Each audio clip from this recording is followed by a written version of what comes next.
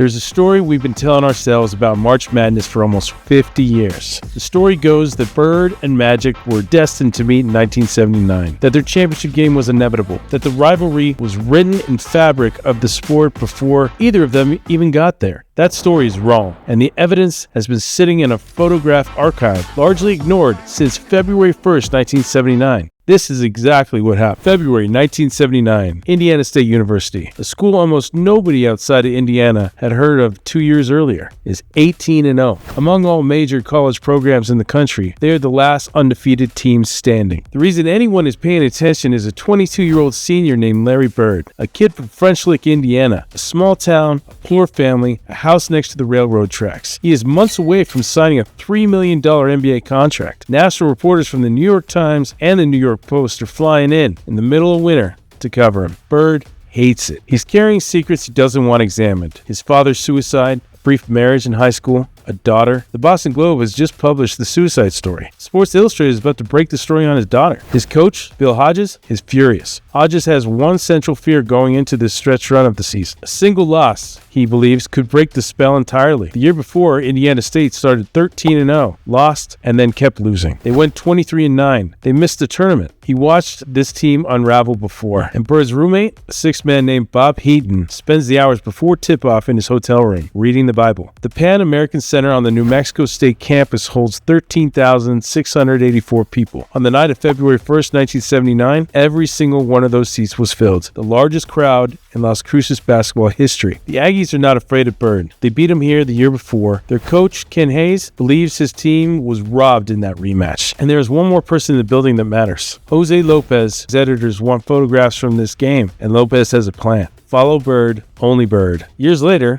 Lopez explained the decision. I've been blessed with the good news instincts, and I knew Larry Bird was the story. In the early going, the Sycamores were dominant. Bird makes passes that don't seem physically possible. Indiana State builds a 14-point lead. Lopez has plenty to shoot. Then, with 7 minutes and 30 seconds left in the first half, something shifts. Bird drives for a layup on a fast break. He's moving too fast. He misses the shot. He tumbles into the stands. What happens next, Bird has never spoken about publicly. In the nearly 50 years since that night, he has never once addressed it, but multiple sources document it in real time. As Bird tries to get back on the floor, a fan throws a game program at him. It hits him in the face. Bird goes back into the stands. He pushes one fan clear across the aisle. He straddles a second man, and then he throws a left hook at a third person, clipping him just above the left eye. Here's the part of the story almost no one knows. This was not the first time. 11 months earlier, at a game at Rutgers University, Bird struck a fan so hard that the man's glasses split. A Rutgers player named Hollis Copeland was standing right there when it happened, and decades later, he still remembered every detail. Copeland later recalled the moment clearly. Bird lets him have it. Pow.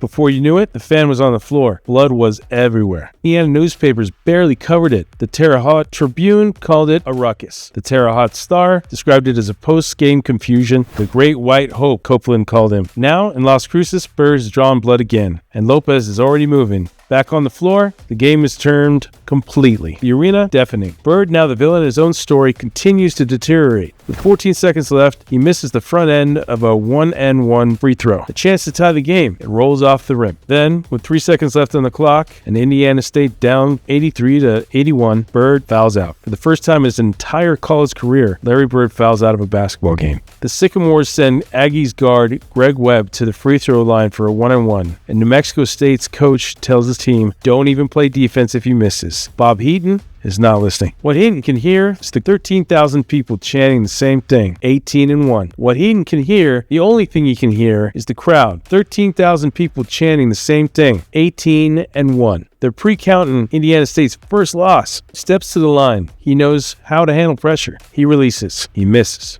Rebound goes to Brad Miley. He makes a long pass to Heaton, catches it, he shoots.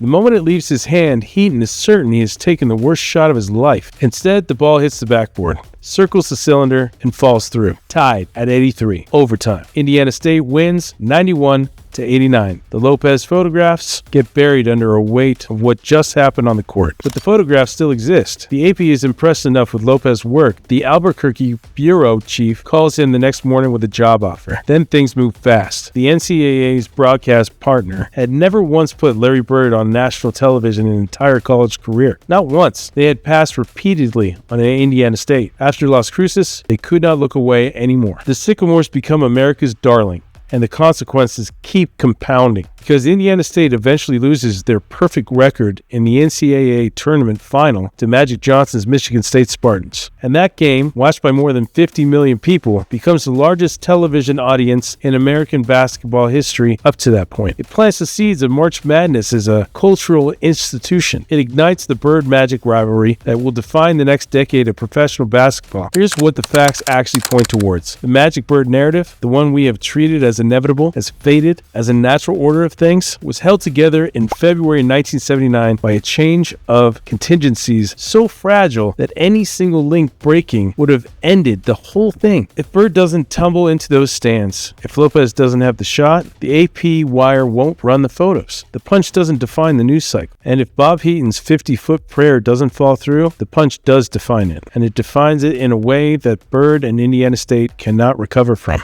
Webb, who missed the free throw that should have sealed the game, eventually made his peace with what happened. There's a chink in Indiana State's armor at that point in time, he said. I think it turns into a big dent. While the miracle did not erase any of that, it just made everyone stop looking. We talk about the great careers in sports as though they are built on greatness alone, on talent and drive and the relentless accumulation of wins. But the Larry Bird story is, at its core, a story about what gets remembered and what gets buried. Jose Lopez, the 21-year-old kid earning $10 a photograph, eventually made it to the New York Times. He spent 30 years there. He won a Pulitzer Prize covering 9/11. The arc of his entire career traces back to those photographs of Bird. The question we're sitting with isn't just what should have happened if Heaton had missed that shot. It's this. When we decide which stories survive and which ones disappear, what actually are we deciding to forget and why?